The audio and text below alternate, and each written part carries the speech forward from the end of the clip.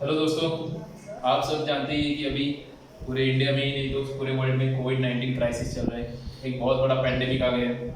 तो सब बंद है, तो स्कूल्स भी बंद है, पर आपके रिजल्ट लग गए, अब अगले साल में जा चुके हो, तो अभी पढ़ाई तो स्टार्ट करनी ही पड़ेगी। इसलिए हमने भी एक इनिशिएटिव लिया है, हम भी कुछ वीडियो बनाएंगे और वो वीडियो हम यूट्यूब चैनल पर डालेंगे जो आपको पूरे फ्री ऑफ कॉस्ट मिलेंगे। उसमें पूरा आपको सिखाया जाएगा सिंपल वे में वो भी। तो आज हमने महाराष्ट्र बोर्ड का ग्रेविटेशन, ये साइंस का फर्स्ट चैप्टर स्टार्ट किया है जो हम आज स्टार्ट कर रहे हैं। तो देखिए अभी ग्रेविटेशन क्या होता है। मेरे ख्याल से आप सबको पता ही होगा कि ग्रेविटेशन क्या होता है। तो ग्रेविटेशन बोले तो जो फोर्स जिसके साथ हमारी अर्थ हमें क्या करती है, खींच लेती है। ठीक है, ऐसा फोर्स जिस फोर्स के साथ अर्थ हमें क्या करती है, अपनी तरफ खींचती है। तो देखिए ग्रेविटेशन क्या होता है, the force with which earth attract the object towards itself, it is called as gravitational force. तो अभी ग्रेविटेशनल फोर्स का इजाद किसने किया, मतलब डिस्कवरी किसने की, ग्रेविटेशनल फोर्स को डिस्कवर किसने किया। तो आप सब जानते ही होंगे कि ग्रेविटेशनल फोर्स को डिस्कवर करने का श्रेय जाता है सर आइजैक न्यूटन को। तो इसके पीछे भी एक छोटी सी स्टोरी है जो मैं आपके साथ शेयर करूंगा कि सर आइजैक न्यूटन ने एक पेड़ से गिरता हुआ एप्पल देखा, तो उनके मन में ये ख्याल आया कि ऐसा क्यों होता है, कोई भी चीज जो होती है जो ऊपर से गिरती है वो वर्टिकली डाउनवर्ड पृथ्वी के अर्थ के सेंटर के तरफ ही क्यों खींची चली जाती है। ये उनके मन में क्वेश्चन आया। तो ऐसा नहीं कि एक दिन में उनको जवाब मिल गया, बहुत सारी विचारों के बाद, स्टडीज के बाद उनको समझ में आया कि हमारे अर्थ के पास कुछ ऐसा फोर्स है जिस फोर्स के साथ हमारी अर्थ क्या कर रही है, हर चीज जो ऊपर जाने की कोशिश कर रही है उसे नीचे खींच रही है। तो उसी फोर्स को उन्होंने नाम दे दिया ग्रेविटेशनल फोर्स। तो ये हो गया ग्रेविटेशनल फोर्स के बारे में। तो आपको ये पता ही होगा कि फोर्स, किसी भी फोर्स की वजह से क्या होता है, मोशन होता है। फोर्स की वजह से क्या हमेशा होता है, तो मोशन होता है। तो हम मोशन में पहले सीखेंगे सर्कुलर मोशन। अभी सर्कुलर मोशन क्या होता है ये देख लेते हैं कि सर्कुलर मोशन क्या है। ये इससे रिलेटेड कंसेप्ट है। आप अगर आपका टेक्स्ट बुक देखेंगे तो आपको समझ में आएगा कि इसी लाइन में आपको चैप्टर दिया गया है, तो मैं भी इसी लाइन में पढ़ाऊंगा। तो देखिए सर्कुलर मोशन क्या होता है। When an object moves along a circle, it's motion is called circular motion. मतलब कोई भी चीज हो, अगर वो किसी सर्कल में घूम रही है, सर्कल में मोशन कर रही है, तो हम उसकी मोशन को क्या कहेंगे, सर्कुलर मोशन कहेंगे, सर्कुलर मोशन कहेंगे। तो हमेशा एक क्वेश्चन आता है कि सर्कल में अगर कोई भी चीज मूव कर रही है तो वो कितना डिस्टेंस ट्रेवल करेगी। अभी एक मेन क्वेश्चन रहता है वो कितना डिस्टेंस ट्रेवल करेगी। तो हम सबको ये जानना होगा कि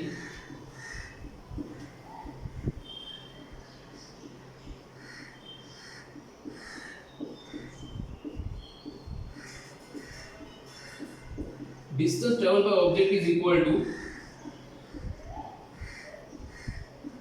circumference of सर्कल। अगर कोई भी चीज एक राउंड पूरा कंप्लीट कर दे किसी भी सर्कल के अलोंग, तो उसने ट्रैवल किया हुआ डिस्टेंस हमेशा सर्कमफरेंस ऑफ सर्कल के इतना रहता है। तो आप आपके ज्योमेट्री में सीखे ही होंगे कि सर्कमफरेंस ऑफ सर्कल कितना रहता है। तो सर्कमफरेंस ऑफ सर्कल का मान रहता है 2 पाई आर। सर्कमफरेंस ऑफ सर्कल का मान हमेशा क्या रहता है, 2 पाई आर रहता है, जिसमें पाई का वैल्यू हमें पता होता है वो 22/7 रहता है और 3.14। आप जो चाहे वो ले सकते हैं, ये पाई का वैल्यू रहता है। तो कभी आपसे पूछा जाए कि अगर किसी बंदे ने एक राउंड पूरा मार लिया सर्कल के अलोंग, तो उसने कितना डिस्टेंस ट्रैवल किया, तो आपका आंसर क्या रहेगा, 2 पाई आर। यहाँ पे आर क्या होगा, आर होगा रेडियस। जिस ग्राउंड पे या जिस मैदान पे उसने वो सर्कुलर राउंड मारा होगा उसका रेडियस, वो क्या रहेगा, आर, वो आर रहेगा। और समझ लीजिए अगर उसने इतना डिस्टेंस अगर टी टाइम में ट्रेवल कर लिया, इतना डिस्टेंस ट्रेवल करने के लिए उसको टाइम लग गया टी, तो उसका स्पीड कैसे निकालेंगे। तो स्पीड कितना आएगा, उसका स्पीड का फॉर्मूला हमें पता होता है, स्पीड इज इक्वल टू क्या होता है, डिस्टेंस अपॉन टाइम। तो डिस्टेंस क्या है हमारा, 2 पाई आर और टाइम रहेगा टी। तो कोई भी कोई भी चीज हो अगर वो सर्कुलर राउंड कंप्लीट करती है एक, तो उसका और उसको टाइम लगता है t, तो उसका स्पीड कितना रहेगा 2πr/t, ये उसका क्या रहेगा स्पीड रहेगा। अब ये सर्कुलर मोशन, जब भी कोई चीज सर्कुलर मोशन करती है तो सर्कुलर मोशन की वजह से एक फोर्स उसके ऊपर जनरेट हो जाता है, जो फोर्स उस चीज को, सर्कुलर मोशन करने वाली चीज को centre of the circle, centre की तरफ खींचने का प्रयास करते हैं, और वो फोर्स को हम कहते हैं सेंट्रीपेटल फोर्स। वो फोर्स को क्या कहा जाता है? Centripetal force. सेंट्रीपेटल फोर्स क्या है? तो क्या है centripetal force? A force acts on any object moving along a circle and it is directed towards the centre of the circle, is called centripetal force. तो ऐसा फोर्स है जो हमेशा सर्कुलर मोशन के टाइम ही जनरेट होता है, और वो क्या करता है? हमें सेंटर की ओर खींचने का प्रयास करता है। उसे क्या कहा जाता है? सेंट्रीपेटल फोर्स कहा जाता है। जैसे आप देखते होगे कभी टर्निंग पे, अगर आप गाड़ी में बैठे होगे, टर्निंग पे गाड़ी का झुकाव एक तरफ हो जाता है, और अगर आप ठीक से ऑब्जर्व करेंगे तो गाड़ी का झुकाव वो सेंटर की तरफ रहता है। वो झुकाव क्यों रहता है सेंटर की तरफ? क्योंकि टर्निंग एक सर्कुलर रहता है। जैसे अभी टर्निंग देखा जाए तो रास्ते का टर्न देखा जाए तो कुछ ऐसा रहता है, तो ये सर्कल का एक छोटा सा हिस्सा हो जाएगा। ठीक से देखा जाए तो सर्कल का एक क्या रहेगा? एक हिस्सा रहेगा ये। तो इस टाइम आपका जो गाड़ी का झुकाव रहेगा वो हमेशा ये साइड रहेगा, क्योंकि यहाँ पे तो कहीं तो एक सेंटर होगा सर्कल का, इसीलिए वो झुकाव आपको गाड़ी का वहां पे दिख जाएगा। तो सेंट्रीपिटल फोर्स क्या रहता है? ऐसा एक फोर्स, ऐसा एक बल जो सर्कुलर मोशन करने वाली ऑब्जेक्ट पे ही जनरेट होता है, और वो हमेशा सेंटर की तरफ बॉडी को अट्रैक्ट करता है। तो सेंट्रीपिटल फोर्स के कुछ एप्लीकेशंस भी रहते हैं, वो भी हम देखेंगे। जैसे आप फेयर्स में गए होंगे, वहाँ पे डेथ वेल का एक गेम रहता है, जिसमें आपने देखा होगा कि गाड़ियाँ जो घूमती रहती है पर वो गिरती नहीं, वो भी सेंट्रीपिटल फोर्स का एक एप्लीकेशन है। अभी सेंट्रीपिटल फोर्स क्यों जरूरी है, ये भी हमें इंपॉर्टेंट है। अगर आप देखें तो हमारी अर्थ जो रहती है, हमारी अर्थ का एक नेचुरल सैटेलाइट है, वो है मून। तो मून क्या करता रहता है? एक स्पेसिफिक ऑर्बिट में हमेशा अर्थ को रेवोल्यूशन करता रहता है। तो वो रेवोल्यूशन जो होता है, तो उसके लिए क्या कारण है? क्यों कंटिन्यूअसली अपना मून जो है रोटेट करता रह रहा है? क्यों कंटिन्यूअसली रोटेशन हो रहा है? तो वो कंटिन्यूअसली रोटेशन हो रहा है ड्यू टू सेंट्रीपिटल फोर्स। देखिए जो हमारी अर्थ है, हमारी अर्थ ग्रेविटेशनल फोर्स एक्सर्ट करती है किस पे? मून पे। और जो ग्रेविटेशनल फोर्स है वो काम कैसा करते हैं? सेंट्रीपिटल फोर्स का काम करते हैं। और वो सेंट्रीपिटल फोर्स की वजह से हमारा जो मून है वो क्या कर रहा है? राउंड एंड राउंड रोटेशंस कर रहा है अर्थ के सामने।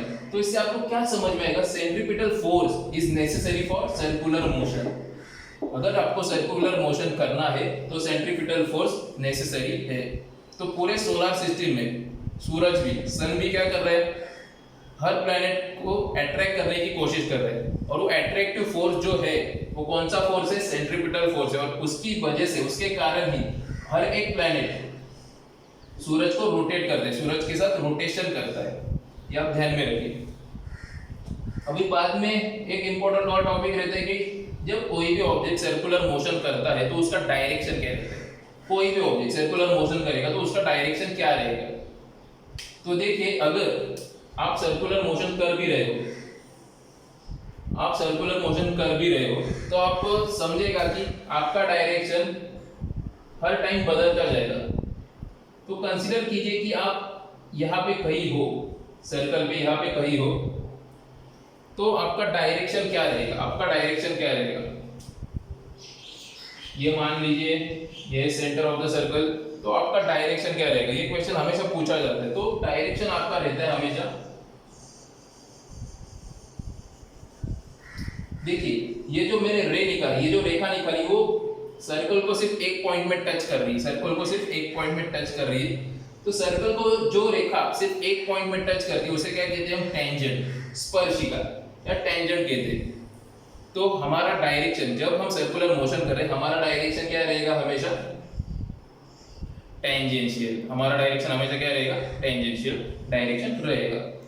और टेंजेंट और सर्कल का रेडियस, इसमें रिलेशन रहता है कि टेंजेंट और सर्कल का रेडियस हमेशा 90 डिग्री का एंगल बनाता है। मतलब टेंजेंट और सर्कल का रेडियस हमेशा एक दूसरे को परपेंडिकुलर रहते हैं।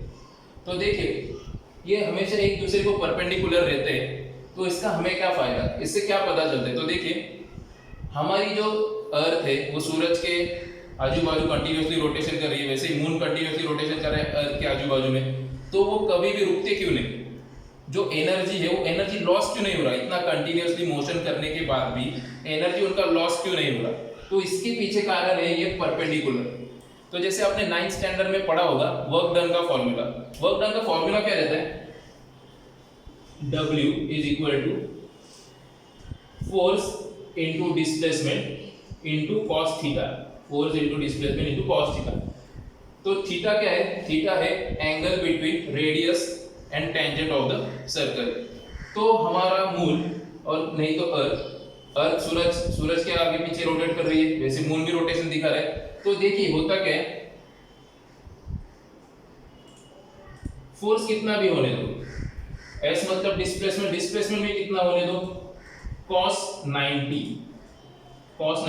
अगर हम इसका प्रोडक्ट निकालेंगे पूरे का तो कितना आएगा, देखिए W F dot S। 9th में ट्रिग्नोमेट्री जिसने पढ़ा होगा, मतलब आपने पढ़ा ही होगा, तो उसको ये तो आपको पता ही होगा cos 90 का वैल्यू कितना रहता है, हमेशा 0। तो देखिए वर्क डन कितना आएगा, किसी भी चीज को 0 से मल्टीप्लाई कर दो तो वर्क डन आएगा 0। तो वर्क डन अगर 0 आ रहा है तो एनर्जी लॉस भी कितना होगा, 0, क्योंकि एनर्जी क्या रहता है, कैपेसिटी टू डू वर्क। अगर वर्क हो ही नहीं रहा तो एनर्जी लॉस होगा क्या, एनर्जी लॉस नहीं होगा। तो वर्क डन कितना आया, 0, तो एनर्जी लॉस नहीं हुआ।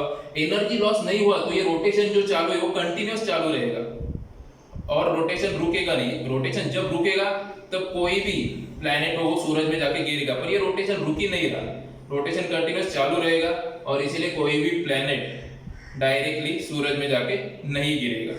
तो ये आज के लिए हमने क्या क्या सीखा, तो आज हमने पहले देख लिया ग्रेविटेशन का डेफिनेशन, ग्रेविटेशन क्या होता है, बाद में सर्कुलर मोशन के बारे में थोड़ा सा जान लिया, बाद में सेंट्रीपिटल फोर्स के बारे में थोड़ा सा जान लिया। आज के लिए बस इतना ही। अगर आपको वीडियो पसंद आ रहा होगा तो लाइक कीजिए। Thank you.